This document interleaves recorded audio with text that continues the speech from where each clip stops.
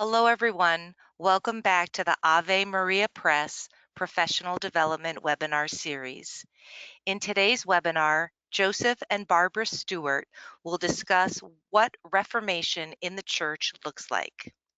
My name is Erin Piers. I am the Parish and Curriculum Marketing Specialist at Ave Maria Press.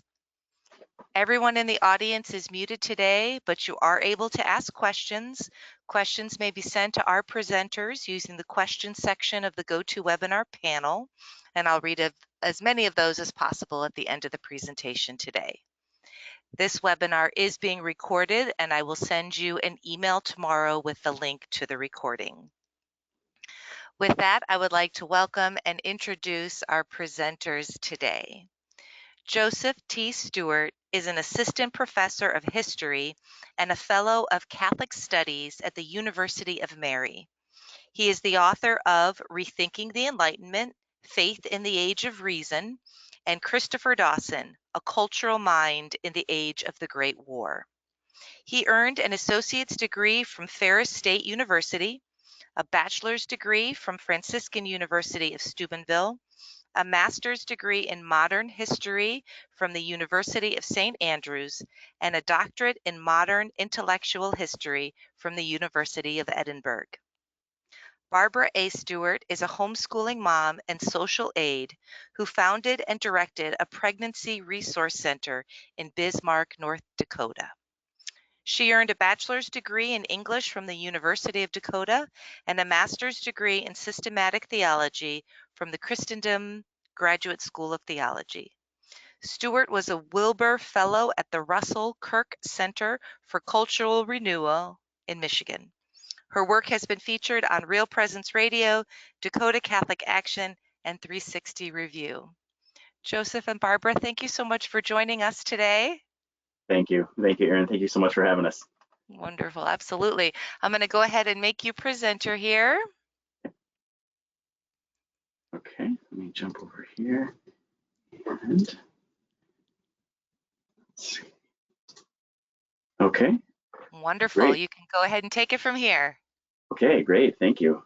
Wonderful. Well, welcome everyone. It's a delight to be with you today and to share with you on this topic, what is reform in the church, that is based on our book that I wrote with my wife here, Barbara, called The Church in the Age of Reformations, 1350 to 1650, Martin Luther, the Renaissance, and the Council of Trent.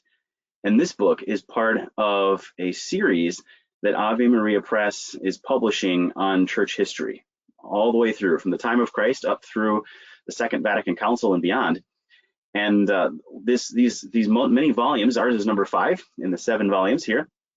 But these volumes, as many of you know already, I'm sure, have wonderful features in them showing the different controversies of the time period and giving us a closer look at certain people, especially saints, sort of along the way. And so we wrote this book kind of out of the desire to think about reform in light of some of the confusions in the church since the Second Vatican Council. And I think many of us are kind of aware of certain tensions within the Catholic world between sort of for lack of better words, a more sort of liberal or progressive interpretation of the council and a more sort of traditional, and where's the middle ground and what does reform even look like? And so we thought, well, what if we were to look at reform in a different time in church history? It's sort of like a case study. And then how would that help us to sort of better grapple with the confusions of our own time today in the 21st century? So that's kind of like the deep motivation behind it. Mm-hmm. Of course, the church is, it has a sacramental character to it. It's a visible sign of an invisible reality instituted by Christ himself. Lumen Gentium, a quote that they have in the Catechism, paragraph 775, says, "The church in Christ is like a sacrament, a sign and instrument, that is, of communion with God and of unity among all men." And so Christ gave us the church to help us to do what we needed to do here on earth, but being fully aware of the fact that we are human, we will fail, we will need to change, to strive, and we will need refinement. And that's where the emphasis that on reform comes in. And looking at reform and the ways that it's done well and done poorly can really inform our own time and our own decision making, and helping us to understand the best way to go about it. So you're saying, so the church is perfect in heaven, but not here. Right, because we're in the church here. Church militant needs some work. So. Okay.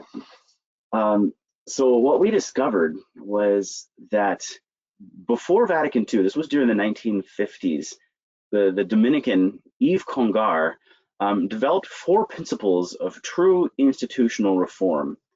And this must have been the work of the Holy Spirit, because it was right before they were most needed in the Second Vatican Council. But basically, to sort of boil down his points, and he was a great student of history too, it's worth pointing out. But to boil down his sort of 4 points of true reform, you can see on the screen here. True reform in an institutional church must include these principles, he argues: charity, unity, patience, and tradition. So charity in the sense of loving the church as she is, which includes sinners, as Barbara was just talking about. So we started with that. Unity, because you have different tensions within the church. You have theologians and certain intellectuals, especially, who kind of push sort of a reform agenda. They want to change things and make it better. And then you have the hierarchy of the church, who often is trying to like maintain and sort of just keep everybody together. And so they're sort of the conservative force. And then you have the more reforming force in the sometimes in the theologians and the intellectuals. And so you have to have a unity between those two, that tension there. Patience, we can't rush it. We have to trust that God is in charge of his church. He will guide reform. And as we'll see, many mistakes were made in the past with failing patience. And then tradition, because reform can't be just like creating something totally new. It has to be in what's the good word? And a hermeneutic of continuity. Yeah, in continuity. And that the tradition should be done in that way too. Yeah. And really just the last 2 points with patience and tradition shows a real appreciation for the reality of the Holy Spirit guiding the church, taking care of her, being in charge, God's way of being in charge in the church, even as we attempt to do what we need to do alongside him and with his grace. Yeah. And so realizing that the church does things in her own time, partly because sometimes we're just waiting on God, but also tradition harkens back to what God's already done. And it puts an emphasis on the beauty of the past things that we don't ever really jettison everything, because he's been working from day one, doing things in it. And so we cling to that tradition partly because of his work throughout time, and just out of respect for what he's doing with the Holy Spirit, through the Holy Spirit in the church. Yeah, and the tradition can develop, like Newman talks about development of doctrine. And so it's new and old, continuity. Anyway, so these 4 principles we sort of lay out in the introduction to our book as a helpful lens through which we can look at the whole time period of the Age of Reformations to help us sort of make sense of it. And so at the bottom of the slide here is just a simple summary of the argument of this book, which is just that the church in the Age of Reformations, this 1350 to 1650 time period, provides a case study in the principles of true reform and in the challenging conditions of the time that obscure them. And that's where the story gets real interesting. Absolutely. And so it's important to think about that these principles were created after the fact. And again, like Joseph said, Congar, he studied history, he saw things. And so some of these principles are based on what was seen already, and drawn out of truths of what went wrong and what didn't go, what went well, and saints who exhibited them. And you could see ways in which they worked with the institution. And so he's looking back on a time, and that's what we're doing in the book too. We're overlaying something that was developed later back onto that time to try to get more of a sense of it, of the good in it, so that we can take something from it. Yeah, that's right. Great. So we start in the 1300s. Late Middle Ages. This is an image from one of the greatest medieval poems of England, called The Vision of Piers Plowman. It was written by William Langland, who was a layman and a liturgical minister. His job was actually, he was hired to pray for rich people in London. Like, his job was to pray for people, but he was a layman. And he takes a walk one day, and he falls asleep, as you can see here, and he has a dream. And in the dream, he sees a field full of just regular people, as you can see at the top. Very just ordinary people, very much concerned with their lives in this world, just like people are today. And so the message was that there's a deep need for reform at his time, just like there is today, because of this worldliness. You can see churchmen and beautiful women and poor men, and you can see just the sort of levity there. And so anyway, as he's dreaming, suddenly from the castle of truth up on a mountain descends this beautiful woman and comes down to talk to him in this dream. And her beauty is just awe-inspiring. He can hardly look at her. And she comes up to him and says these words on the screen. "I am Holy Church," she said, "and you should know me. I first found you. My faith I taught you." So this is just a way of reaffirming what Barbara was saying on the first screen, with the church being beautiful in heaven and perfect in heaven, but not perfect down here, like you can see in the lives of these people. And also the other point about this quotation is that faith was not conceived of as this kind of subjective, just individual like experience, but it was conceived of as an ecclesial act. Like the faith comes before us. It's an act of the church, and the church in her love and mercy sort of draws us through baptism, draws us into that act of faith. And that will be a point of contention, as we'll see. Some of the Protestant reformers wanted to take it in a more individualistic direction, but this is this continuity, this tradition of the church sort of handing on her faith, and that's how the poem began. Mm-hmm. One of the things we were excited about with doing this book together was that we would have a historian and a theologian by training to come together. And so one of the things that I've noticed as a theologian and being trained with church history and things is that sometimes there's a tendency, or even just a temptation, to look at history in sort of a triumphalist way, or a very black and white way. We want to get not the nitty gritty details, but we want to get just the basics so we can tell the story. And the tagline for this series is Reclaiming Catholic History. I think that's a really useful one to think about, because there are stories that have gotten away from us. There are controversies or issues that we're not always able to explain extremely well.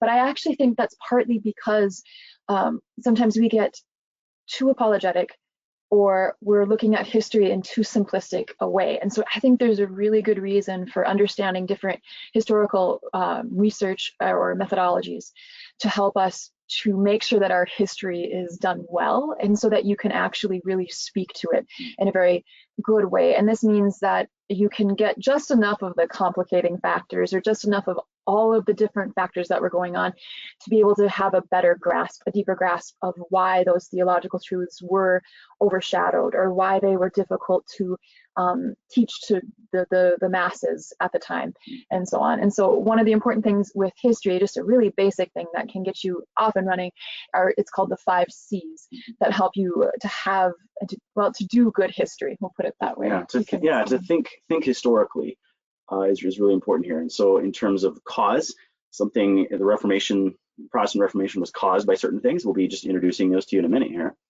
The context of a time, the context of Martin Luther helps us to understand why he did what he did. Change, the changes that were brought about through Luther's actions.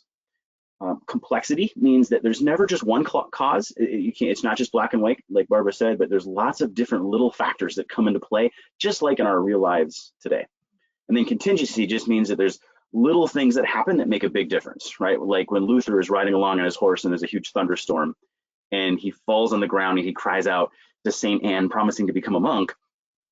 That sets up sort of a chain reaction that leads to him becoming monk and then starting the Reformation. So if there hadn't been a thunderstorm, would Luther have become a monk? Possibly not, actually. That's a good question. Yeah. The way his life was going before that. Yeah, he was heading to law school at the time. So little things in history change the direction. Little decisions that we make change the direction of the world. And so it's quite something. Yeah. Right. And it doesn't mean that you have to know all of the tiny little details, but the 5 C's do give you a good framework for understanding things better, so that you can relate to it more, and you can help others relate to it more, so they really have a clearer understanding, or you have a clearer understanding of what was going on and why it was important. Good. So talking about this time period as a whole, sort of the context of the Age of Reformations here, there were a number of different things going on that made it confusing, a confusing time. It's not just today that's confusing. Back then was very confusing too. And here's just a few things, and just to mention a thought or two about them. We'll talk about a few of them more later. But oral to literate culture. This meant that people were sort of leaving a time when very few people could read, and we're learning about the faith through stained glass windows and, you know, liturgy and just rituals and like processions and things, to a time when people were reading more. And here's the printing press, this technology. This was more powerful than modern digital technology, at least in its change on history, for sure. And so this was a new age, and a new age demanded new responses. And unfortunately, many people within the church were kind of slow to respond to those new changes. And so it created, as you can see, a catechetical crisis, we're calling it. And that really plays into this, why the Protestant Reformation happens. Renaissance spiritualism, this was a revival of the philosopher Plato, and there was a lot of intellectuals thinking about how the spiritual reality is so much more important than physical reality. And so it just made it difficult to think in terms of sacraments and the material order of the church. And so that spiritualism was definitely damaging. And you can kind of see how that dovetails with the first point, that you have that change from the practice of the faith to more so reading about the faith, where you're interacting with the text just yourself, and then the spiritualism, where you're moving away from the physicality of the faith, and there's those two play on each other quite a bit. Yeah. The third one was a new view of history that arose at this time. It saw the ancient world as a time of light, and their current time a time of light, and everything between they started to see as a time of darkness. And this was called the Dark Ages. And this was where this idea comes from. It isn't true, and those of you who've read an earlier volume of this series know very well that it wasn't true.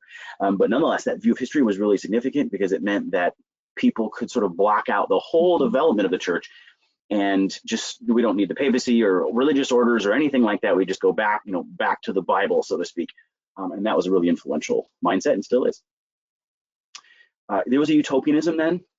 Just like today, sometimes people dreamed of sort of, here's our ideals, here's our way of life, and we should be able to live our ideals almost perfectly, right? That sort of idealism was very confusing at the time.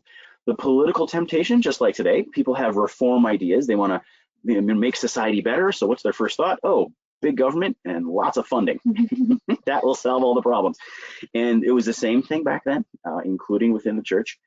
So that political temptation to sort of force reform connects with the last one too, and sort of like, well, the end of the world is almost here, so we need to hurry up, and we got to get people reformed, and we even need to start maybe thinking about eliminating the people who won't go along with our reform agenda, and that led to violence. And we'll talk about that at the end of this presentation. So Catherine of Siena is our first major figure to take a look at. I'll just say very briefly, you can see her dates there in the 1300s, and this time of the church was the Avignon papacy, when the Pope had fled Rome due to political instability there and had fled to France. And he was living there with his cardinals. This is Avignon in the background. You can see the bridge on the left side there. That's the bridge of Avignon. And here is Catherine of Siena talking very boldly with leaders of the church. She is a wonderful example of the principles that Congar laid out that we mentioned in the beginning, the charity, the unity, the tradition, and patience. She more than once challenged the highest authority of the church and saying, quite frankly, you are out of line. You need to change what you're doing here. Be a man. Yeah, that's a direct quote that she had from one of her letters. Yeah. And was very, the charity comes through in that it's a fraternal correction. And her sense of unity, she always deferred to his authority. Even when he was doing something wrong, she first wasn't afraid to be charitable to him, in that she was offering that fraternal correction while still submitting to him, but also had a heart of charity for the flock that he was tending, that she could see was suffering because he wasn't where he needed to be. She was patient, and that she did challenge, but then she sat back and she waited, more or less. Sat back's not quite the right way to say it, but yes, she waited on him. She trusted that he would make his decisions. And then, of course, relying on tradition and challenging him to uphold those traditions, that it was important for him to be at the See of Peter in Rome and to do that. And it wasn't an easy journey for him to go back to Rome. Gregory XI, he had to face quite a bit to even travel from France back to Rome, if you want to talk about that a little bit. There's lots of violence and political instability, so it was a really brave thing for him to do, but she encouraged him. So, right. So this is an example of sort of Catholic reform before the Protestant Reformations. Mm-hmm. Yeah, so the situation in Spain, so we've seen, a great saint, Catholic, as an example of Catholic reform before, the Age of Reformations. And then we also have sort of states. So the papacy was kind of in a shaky situation. So reform was not being led by the papacy at this time. So saints led the way, monarchs led the way, as in this case. Right, and in Spain with Queen Isabella and King Ferdinand, it was a really great example of what is good about the state or the government being involved, but what can also go very wrong when that is the case. They were both Catholic leaders. They were really pretty incredible leaders. I mean, we associate Christopher Columbus and his 1492 journey with them. They financed it. The Spanish Inquisition is usually very much on everybody's mind when you bring up Isabella and Ferdinand. And then, of course, there was the issues with their expulsion of the Jewish and Muslim populations from their territory. They did a lot in fighting to regain land that they had lost. And they had a major concern with unity. Their object was to reunify their country. And one of the ways that they saw was the most powerful way to do that was through religion. And their concern for other religions coming in meant that they took pretty drastic steps to keep them out. The way that society was at the time is how you practiced your faith had a huge impact on the cohesiveness of the society. And so oftentimes people, especially in their case, who were higher up, they perceived other faiths as a threat. This is interesting because later in history, you'd see different places where rebellions would come up because of the faith, and you'd see violence. They were already witnessing violence in their own country. They had their people were participating in sort of a vigilante sort of violent, trying to get rid of other faiths as it was. And so that's part of the reason they set up the Spanish Inquisition. They asked for permission from the Pope to head the Spanish Inquisition themselves. Usually the Inquisitions, which were different in different places and for different reasons, they were usually head by churchmen. And the church would be able to have a degree of control over them and to be able to step in if things weren't going well. And the Pope did give them permission to do the Spanish Inquisition themselves, and later publicly regretted it, saying he wished he hadn't, because they were a little too vigorous, a little too intense. There were bad things that happened during the Spanish Inquisition. Lives were lost. It's interesting because there's still scholarship and research being done now. Some of the court cases from the Spanish Inquisition have been opened, and they've found out that a lot of the legends of, thousands and thousands and thousands of people being executed, not quite accurate. There were executions, maybe about 3,000 to 5,000 within a span of about 350 years. The majority of those took place in the first early years when it was kind of over the top. They were too much before they had a cardinal that they brought in to reform that, Cardinal Cisneros. And so there were some problems going on there. There was problems with the expulsion of the Jewish and Muslim people and the ways in which that trespassed on religious freedom. And so you see that at the same time, again, you're seeing them bring the crime rates down really low in their country. You're seeing unification actually is happening in a beautiful way. You're also seeing that they're getting them out of debt, and there's a lot of good things happening in the exploration, the new country. And so it's a mixed bag as far as they had really good things and good intentions for the most part, but they definitely didn't execute them well all the time. So. Good. So this reminds us of this difference here, this transition from sort of this oral cultures where the elders of the communities had authorities, as in the picture on the left, or you could think of a leader of the church who has a authority. The church is passing on its faith. But then you have the new printing press, and you have this new literate culture coming up, and so people are engaging books as individuals, and that shifts authority from sort of figures to texts, from communities to individuals, and that is the shift. It's really the rise of sort of the modern sort of sensibility.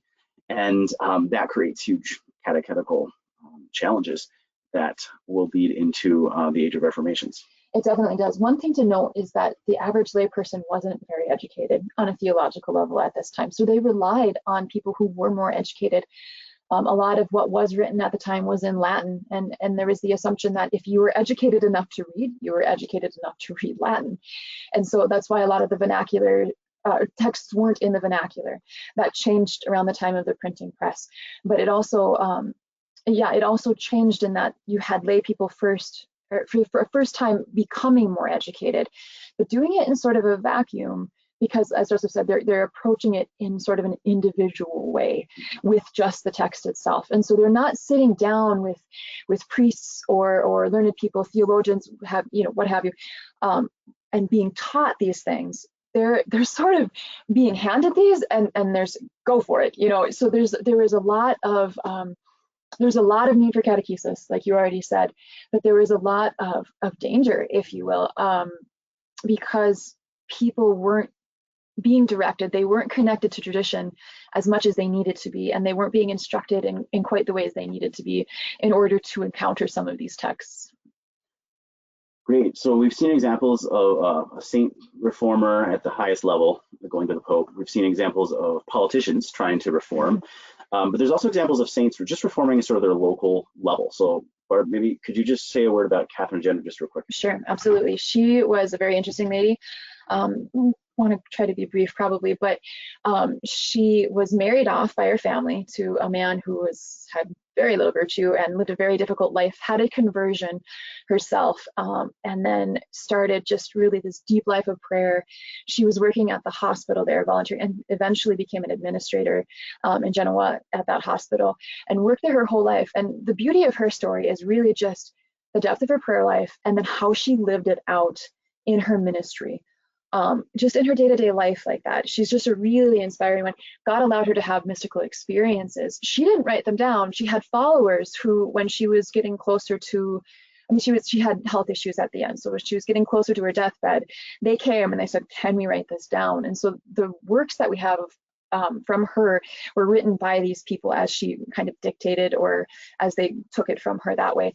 And those works inspired later reformers like St. Francis de Sales, and there were orders that were founded based on inspiration from her works and all sorts of things like that. So she's incredible because she worked through just very small day-to-day life to adhere or to follow God.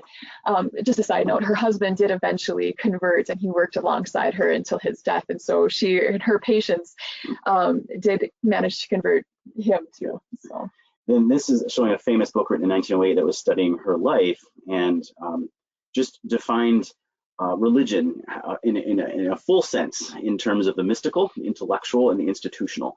That all three need to be together to have sort of a balanced sense of religion. And a lot of times they get sort of separated. You get sort of mystical, experiential types, you get the intellectuals, and then you get sort of institutional types and there's various temptations unless they're all sort of brought together. So in the Age of Reformations, what often happens is these sort of blow apart. And you get sort of the experimental types and the intellectuals like Luther, and you get institutional types who that's all they're thinking about. And it's simply, we need to bring all of them together for true reform. And it's, again, you hear us saying the word balance a lot here, and that these things need to be in check with each other. And that's really one of the ways it seems to me that God has designed the church, is that you need different people, you need these different charisms, you need these different ways of looking at things to work with each other. It's not either or, it's always both and. But here's what happens when the institutional element gets out of check, right? This isn't balanced by mystical or the intellectual. This is just sort of a corruption in the church. This is the papacy in the late 1400s, right before Luther. This is a disturbing picture because it should be, because this is picturing Alexander VI and his mistress, who is sort of a very beautiful woman, as you can see. And anyway, so the temptations of the flesh were in the papacy. And you can imagine this happening today, Pope running around with like an Italian supermodel or something. It'd be quite shocking. But you also had temptations of politics in power, and Julius II, and the temptations of art, sort of Leo X, who was more interested in sort of like beautiful paintings and funding intellectuals, while Martin Luther was starting the Reformation. So this is just meant to show the corruption that's there before. Right, and so Luther actually went on a trip to Rome. Yeah. And Joseph will talk about that a little bit more, and was witnessing these things firsthand, and really just had, there was a repugnance in him against these. There's just, which is pretty apt. That's not a bad thing. Yeah, Luther, at the beginning, he was himself a Catholic monk and a priest, and he had a lot of valid criticisms of the church. He went to Rome, and he saw corruption there, and he didn't like it, rightly so. But he struggled with scrupulosity at a really deep level too. So he was struggling at a personal level with his own reform, with his own coming to trust in God. And so he comes up, he begins, studying the scriptures, and he begins to come to this kind of sola fide and sola scriptura theology, meaning that, we're saved only by faith, that our works are too corrupted and we can't be saved by them, and so we're all saved only by faith, and only the scriptures are the source of authority. And that's the direction he started to go. But the main issue that sort of prompted him off was indulgences, and so maybe you can just talk about that. Sure, absolutely. That was indulgences can be a little tricky. It's difficult to explain, and I think even I've had conversations fairly recently where people are still like, well, aren't those completely wrong? Like, what do you? And so it can be a little bit of a complex concept. The theology for them and behind them developed over time. They grew out of this sense in the beginning of the church, in the early church ages. They had the sense that one mortal sin and you're out of the church, you're done. That's why you'd often see things like deathbed confessions and conversions, where people would wait until the end of their life to convert so that they didn't have opportunity to sin and then fall away from the church in that way. And you see over time things develop, and eventually they change that, and then there's these really long, arduous penances that people have to do over years, sometimes even a decade or more, of different difficult things, standing in front of the church all day, every third day, just wild things like that. But they seem wild to us now. At the time, there was a gravity and reality to them that they wanted people to really take it seriously. At any rate, in the 6th century, the Celtic Church started sort of codifying proper penances, they thought, for certain sins. And it started in the monasteries. They would see that, there's a repetition. These sins are the ones that usually are there. Let's just kind of codify this. This is what happens, or this is a proper penance for that sin. And the rest of the church noticed and started adapting some of that too. And this is part of where indulgences grew out of, is that they had this sense, or they had the notion, or the reality that there's 2 consequences to sin, and one is eternal punishment in the case of mortal sin, and the other is temporal punishment, which you'd also incur in venial sin too. And temporal punishment looks more like attachment to sins, or attachment to worldly goods, or ways in which habits and things that form when you're engaging in these sins. And the church realized that it was necessary to help people out of those attachments, out of those habits, out of those things that happened because of sin, even after confession and forgiveness of sins was received. And so that's really what indulgences were created to do, or were developed to do, is that if you look at it, indulgences are mostly based on prayer, almsgiving, pilgrimages, and things like that. So they're active work to get your person into a new habit, into a new kind of doing things. And so that's largely where they were coming from. It's all connected to the mystical body of Christ. There's the understanding that Christ, he paid his sacrifice paid the debt for us, and won infinite merit in heaven. And so he can't ever, you don't need the merit that we can earn with indulgences and stuff, but we can still add to the treasury because we're part of his body. He's the head. He did everything we needed, but as his body, we can still add to that too. So that's the other part of it. But they were being misrepresented wildly, horribly by churchmen who were expressing them as if they were a get out of jail free card, more or less. And this is part of what Luther witnessed and had a terrible reaction to, because they would use if there was money, like alms given for the indulgence, they would use it sometimes for good things, for good works in the church. They also used it for building churches for people to come to. And so some of what he was seeing at the time was that it was just looked like they were gaining money for it, that it was just, it was a scandal. It was scandalous the way that it was being handled. So he was right in critiquing that for sure. Yeah. So that's Martin Luther. But it's important to remember that he's not the only face of the Reformations. Right. At the same time, a little less famous, but Ulrich Zwingli was another priest down in Switzerland, and he emphasized the transcendence of God. And this is where that spiritualism that I mentioned earlier comes in. And so what we need is God is ultimately transcendent into the spiritual that is really, really important. And so in his Reformation in Zurich, Switzerland here, the quotation I give you there really sums up his view nice. The soul is spiritual. The soul does not eat flesh. Spirit eats spirit. And that's on the basis of which he rejected the Eucharist. Now, and he had huge fights with Luther about this because Luther thought the Eucharist was important.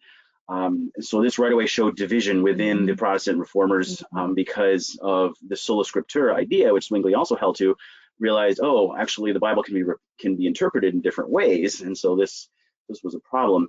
But this idea of spiritual transcendence, seems to me, from a Catholic point of view, to sit not very well with the whole idea of the incarnation at all, of joining spirit and flesh together.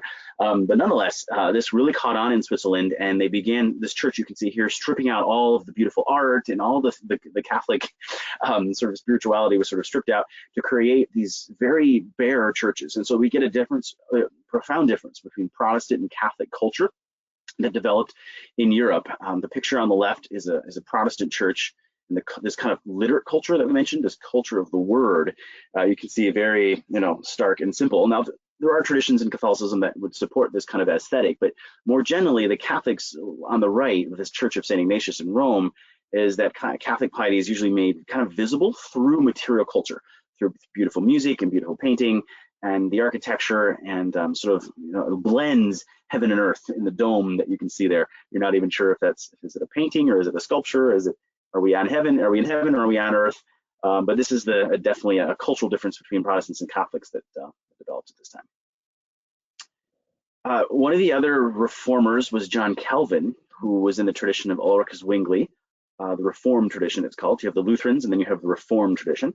And he went to Geneva, and he wanted to make Geneva the Protestant Rome, right? As you've got all these corrupt popes down in Rome, was the sort of general impression of the time. So therefore, we're going to create a pure city, a city on the hill idea, which we Americans know about from our own Puritans. But the ecclesiastical ordinances of 1541 basically joined civic power, political power, with church power. And so this is this political temptation that we talked about earlier. So it was illegal to fall asleep at his sermons, and you'd be disciplined if you said the wrong word, or even had the wrong haircut, or the wrong name for your child. So this was sort of a police state that was formed. Quite an astonishing development. Then England, we have Henry VIII, who at one point was a great Catholic defender. He wrote against Luther, for example, but then he had marriage problems, and he wanted an annulment. He wanted it now, and the Pope said, nope, sorry, your marriage was legit, so you can't have an annulment. So then he ends up basically convincing the Parliament to declare him the head of the church in England, basically becoming a Pope King, in effect, in 1534. And then he has his marriage annulled, and then he goes from there, and that takes the entire sort of English church out of communion with Rome, as it still is today, and led to persecution and all kinds of things. And of course, you have the St. Thomas More at this time, who had been friends with Henry, and really gave an incredible witness. And important to note with St. Thomas More that his death sort of overshadows his life, but his life is what actually enabled him to have the courage and the conviction to offer himself in the way he did. His conscience was very formed in the truths of the faith beforehand, and so he didn't waver because he was so adhered to that tradition and to that reality, that he wasn't going to bow down to some temporal power in order to change or to go along with what was going on.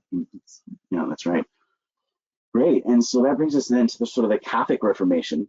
And so there's sort of 4 stages to this Catholic Reformation. The first one we've already talked about, as you can see at the top. There's stage 1, that's before 1517. So that's Catherine of Siena and what's going on in Spain and things. But we have 3 other sort of zones or stages, I guess, of the Catholic Reformation that we'll talk about next. And this is just a picture of Johann Eck on the left side, who is a great man who faced Luther in a debate, and they had a very famous debate in 1519. That each one came to the debate with armed soldiers to guard him. So it was a pretty dramatic scene. And it was the final point in which it was very obvious after that debate that Luther was not coming back into the fold, that he was going to stand his ground in the heretical things that he was doing. Yeah, so. Yeah, that's right. Great. So this first stage of the Reformation, the Protestant Reformation here, and the Catholics are trying to respond. And the second stage, the second stage here is from 1517 to 1545. This is when Catholics were just barely surviving. A third of Europe left the church. It was just a very scary time. It looked like everybody was going to become Protestant. And this is just a story in our book about Caritas Pirkheimer, who was a Poor Clare nun in the town of Nuremberg in Germany, which became all Lutheran. And it's just a fascinating story of how she protected her convent. And you can see the convent pictured here in the middle of this beautiful etching. and the chapel that you can see sort of on the bottom center there in the drawing. But she protected her convent. She said, look, I'm not going to force any of my sisters to stay. If one of them wants to leave and become Lutheran, they can. And one did. Most didn't, about 50 didn't, but one left. But she said, I won't force my nuns to stay, but I don't want to be forced either to convert. We want to stay Catholic. We want to stay part of the old church. And so there was a lot of negotiations between her and the city. And eventually some mothers of some of the young sisters came to try to like take their daughters out of this convent. And this created an incredibly dramatic scene in that chapel that I showed you in the previous picture. Now inside this chapel, when these mothers came to try to take their daughters away, and they appealed to the fourth commandment, saying, you need to honor your father and mother, you need to leave this convent right now, or otherwise you're going to go to hell. And these nuns, these young sisters, defended themselves brilliantly. And the bottom quotation there, here I stand and will not yield, one of the young sisters said to her mother, and would not leave the convent. She wanted to stay Catholic. And this was really funny because those were the words that Luther used a couple years before this to defend his position. Here I stand, right, as a Lutheran. And she used the same words to stay Catholic. So it's just sort of an interesting bookend to that story. So the convent stayed. They weren't forced to convert, but the city didn't let any new nuns join, and so they eventually died out. The stage 3 of the Catholic Reformation was the Council of Trent, 1545 to 1563. Right, sort of looked at as the more official Catholic response. We don't have a lot of time to go in depth into the Council of Trent. There's a lot more in the book. Fascinating council, incredible. Didn't need another really reforming council until Vatican II. They did such a good job of establishing catechesis for not only laymen but priests, and the education for them through different seminaries that were established, and to be able to pay that outward towards the laymen. Lay people, they created a catechism to encourage that education. We had incredible saints that were working, St. Charles Borromeo, doing incredible work in their diocese to try to institute this. They defined the canon of Scripture, made sure everyone knew that all of Scripture is good. Luther had taken 7 books and called them doubtful and authenticity. And so there's a good bit about that. And then, yeah, just really they did a lot defining just different Catholic truths that Luther had called into question. So yeah, good. And so then in this stage 4 is the implementation of Trent, and there were great saints that helped with this. It's just a really glorious story, and this is one of them, Charles Borromeo, who's Archbishop of Milan. They hadn't had a bishop in 80 years, so they had one, but he refused to live there, and so it was the church was totally in disarray in Milan and all the surrounding dioceses. There were nuns who were prostitutes, and everybody just, the saying was, if you want to go to hell, be a priest, was the saying on the street in Milan. So anyway, he came in, cleaned house, and his great reforming legacy actually inspired Pope John the 23rd, who was a historian, much later in the 20th century, to call Vatican Council II. He was so inspired by the way Borromeo was implementing Trent. So there's a genetic link, in a sense, the spiritual link between the Council of Trent and the Second Vatican Council through that. One thing that Borromeo did was to just define what churches should look like, to convey this new era of the church, this sort of modern Catholicism. We think of it as traditional Catholicism, I suppose, in a way, with this architecture. But this book, The Instructions on Church Building, very famous, reprinted over and over, and is now being rediscovered. This is our current architectural drawing from Cram and Ferguson for a church just 40 miles west of Chicago, based on the principles of Charles Borromeo. It's just really fascinating. It reminds us just the richness of this period of history for our lives today. And so on the screen there you have, there's the translation of this text for any of you who are interested in pursuing this further. Then, as part of the implementation of Trent, was the Jesuits. Right. So Ignatius of Loyola had his conversion after receiving an injury during wartime. He was laying there convalescing, started reading the right kind of books, and really just became inspired. He was a very intense person by nature, and he translated that intensity into his understanding of his religious order, and it was just wildly attractive. I mean, he had more than 1,000 people in his order by the time he passed away. Just really incredible, really inspiring, how they decided they would go out to people, how they would enter into their culture and meet them where they were at, and then bring them into the truths of the faith. It really did a lot to show how the faith can handle anything else and still have its truth shine through and be so attractive to other people, and that other cultures aren't a threat to the faith, that it can be subsumed by them, and then just really be beautifully lived out in that faith while still adhering to all the beauties of the truths of the faith itself. Yeah, that's exactly right. And one of the amazing things the Jesuits did was build schools. Both schools, as we would think of like elementary and middle schools and high schools, but also colleges, which were attached to universities. And these were meant to be places where students going to the university could live in community. And there'd be priests, and there'd be even lectures and things on theology and other fields. But this is one of the famous ones they built in Germany, Ingolstadt. Very beautiful. This became a hub of culture in a very sophisticated sense. And the schools that the Jesuits built, and this is a key point that we must remember in the modern age here, was that these schools were free. They were so good at fundraising and endowing their schools with money that would generate money that they opened their schools to anybody who would want to come for free. And this helped convert much of Europe back to Catholicism.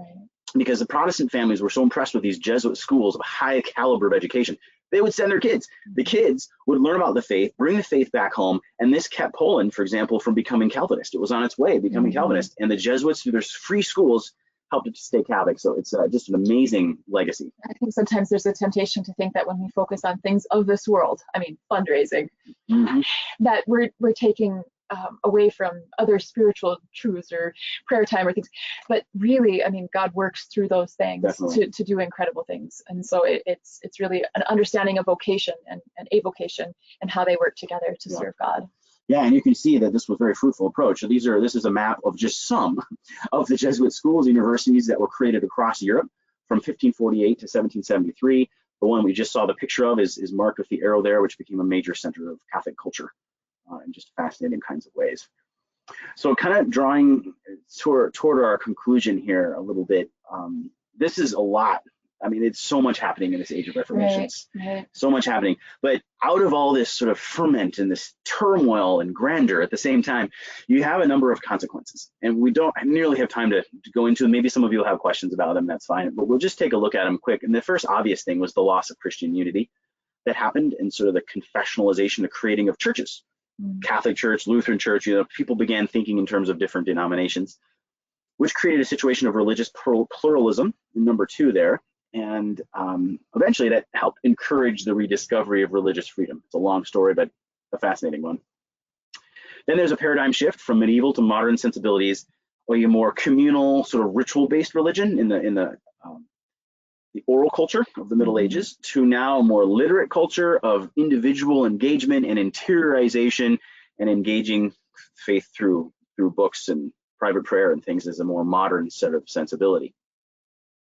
Then aligning church and state. So as you saw in Henry VIII, basically the king became head of both state and church. And Catholics were kind of going in the same direction. So that had some advantages, but had huge disadvantages too in the next period of church history. And one of those disadvantages was the second to last point there, the convergence of religion and violence. So it was the idea that, well, look, we don't want to have Protestants in France. We want to have all Catholics. So there was a lot of violence and killing Protestants, and Protestants killed Catholics too. Of course, it was violence both ways, but that was one of the tragedies of this period for sure. But it was also the time of great saints and doctors of the church. As we've tried to show some of them to you, there were more doctors of the church in this century, the 1500s, than any other century in church history except for the 300s.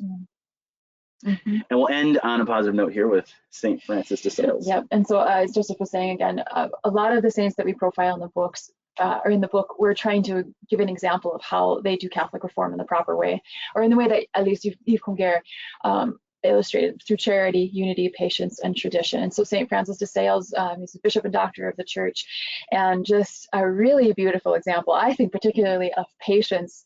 But if you want to say a little bit more about. Yeah, I mean, he was Bishop of Geneva, which, as you saw what Calvin did to Geneva, it was a very hardcore Protestant area. He was a bishop stationed just south of it, and his efforts led, not sure, but tens of thousands of people back into the church through writing and sermons and all kinds of things. Some people say as many as 72,000 people. And so a lot of what he did is he went door to door, and if people would not open the door, if they'd slam it in his face, he had writings that he did, and he slip it under the door half the time, and he would get those out there. Someone actually collected those writings and put them into a book that's still in print today, and it's really incredible the effect that he had, and his diligence and patience really paid off, and God blessed it with by working through him to save souls. So great, and that's it.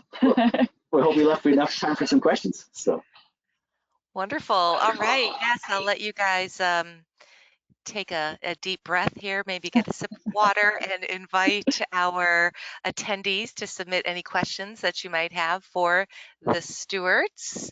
I'm going to go ahead and take back presenter mode so that you all can see where it is to submit questions.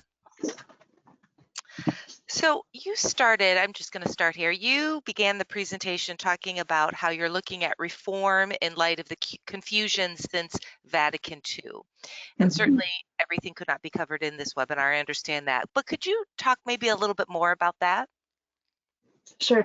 I think some of what you saw with there's a corollary between what the Jesuits did in terms of meeting people in the culture where they were at, or in their different cultures, and understanding, again, that the faith could live and breathe in these cultures and still be the faith, in no uncertain terms, that it was still the church. And there's a corollary between that and what Vatican II was trying to do in terms of, let's continue to try to invite people into the faith. Let's use the vernacular. Let's try to continue to catechize. Let's try to bring things into sort of this modern age, not in a way that it compromises the faith or the truths of the faith, but in a way that people can actually enter in even more. I mean, you can see strong corollaries between, again, the literate age, where people are starting to learn and they need more catechesis, and they, this kind of thing, versus what's going on now in the modern age, where catechesis needs to change a little bit. It needs to be adapted to be able to be people can approach it and can do it in a better way. And so those are the first ideas I would say about that. And just also the saints of the Age of Reformations were very creative in their response, and they were coming up with new responses, and that I think is relevant to us today too. And just we need those creative people out there who are in love with the tradition and the faith, but they want to present it in new ways to new audiences, just like we're doing right here on this through this webinar. Right, and then still harkening back to those principles of reform: charity, unity, patience, and tradition. Not really jettisoning all of this older stuff that's not good anymore. We have the appreciation for tradition. We want to submit to the authority of the Pope and be in union with the rest of the church, and just really keeping those in the fore, so that you're not rushing off and with these crazy ideas about this is how this is supposed to be, but really kind of giving them the chance to percolate and be time tested and see how they work. Okay, thank you. Let's see, we have some questions coming in here. What misconceptions were there during the Reformations that you see happening today? One of them, I think, is the kind of spiritualism that I mentioned, that coming out of the Renaissance, and that the spiritual is all we need, and sort of downgrading the humble realities of the faith, including the sacraments. I definitely think that is a tendency today, and we need to recover that Catholic sensibility that wants to connect our bodies and our spirits, and the sacraments, of course, do that, but great, Catholic art does that.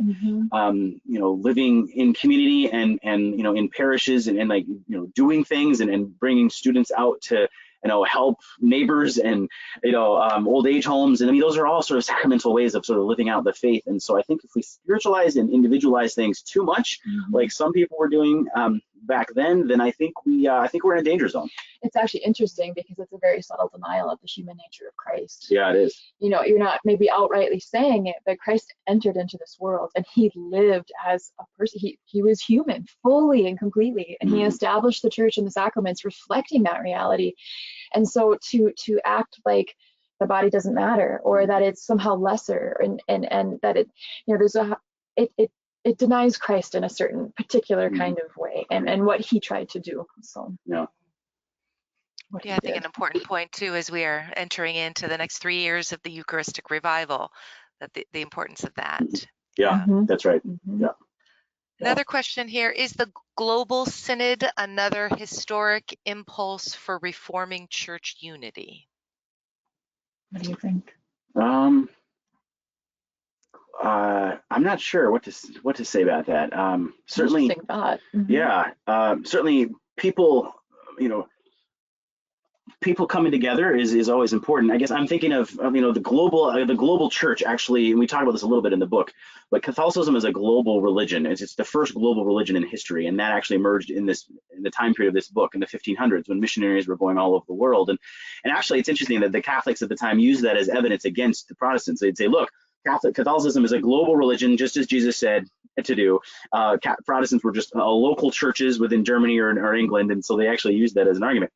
But the point is, is that cultures coming into contact with each other through synods or however is always a good thing when we're coming to understand each other better and for unity. So yeah, it seems like to me. I think so. Yeah. Is there anything that you didn't mention from this period that we could learn from in our own age, in the modern church, that could keep us moving closer to the Lord and united as the body of Christ? Yeah, I mean, we could probably think of a number of things here, but for some reason, the first thing that popped into my mind, and maybe it's just because of the last several years in our society and the way that social platforms have us interacting with each other, is just going back and studying how when Protestantism was first beginning, there was a lot of what was effectively propaganda being disseminated, and there was a lot of tracts and a lot of writing getting out there.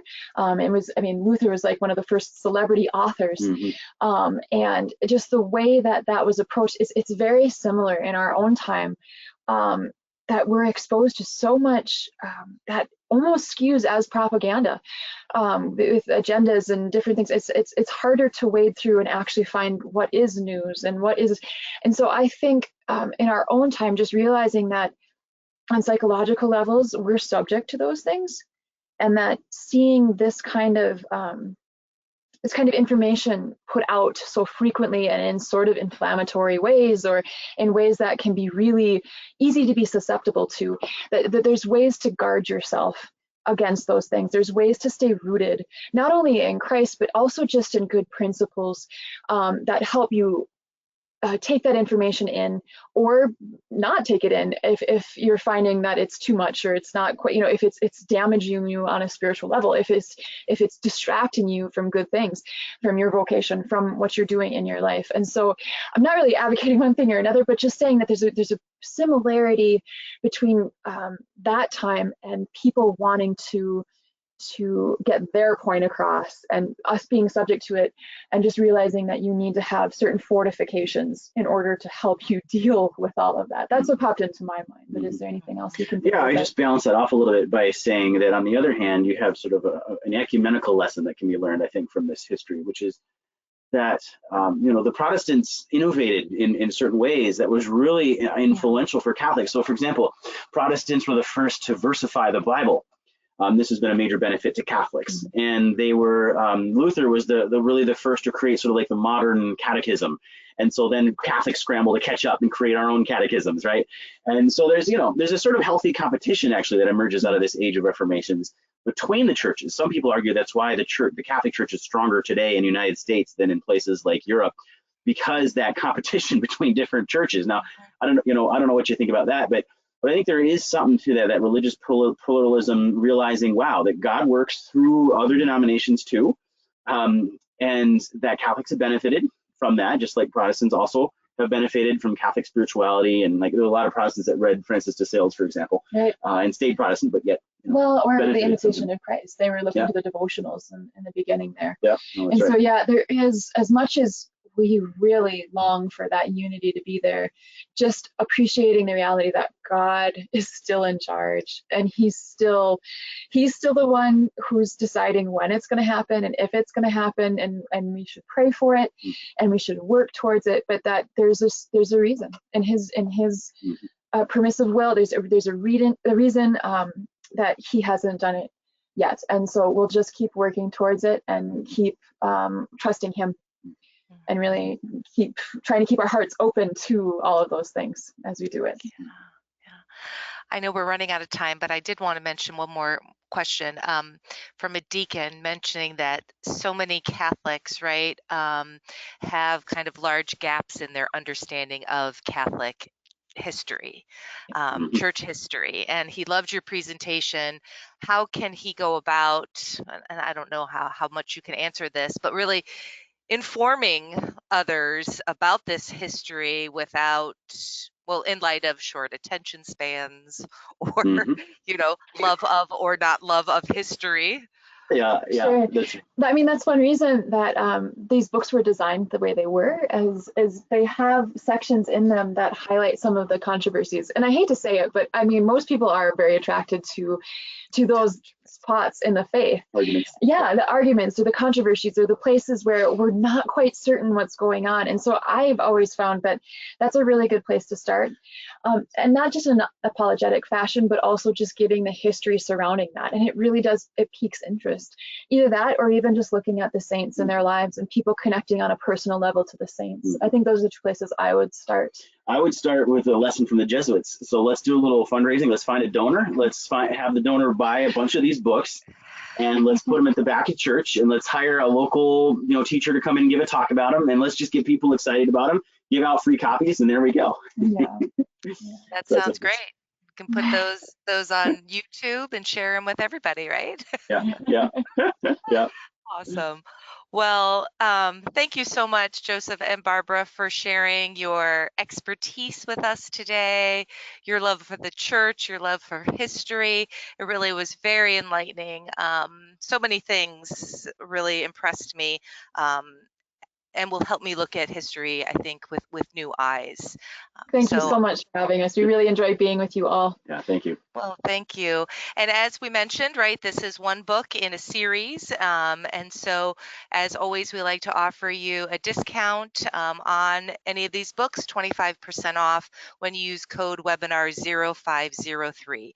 And you can learn more about the series and these individual volumes at avemariapress.com.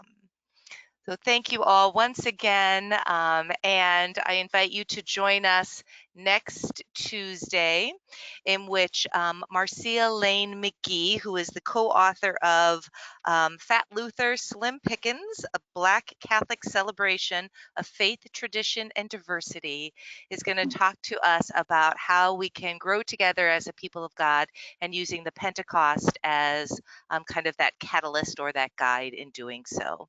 So please join us if you're able. Have an excellent day, and thank you again to everybody. Bye-bye.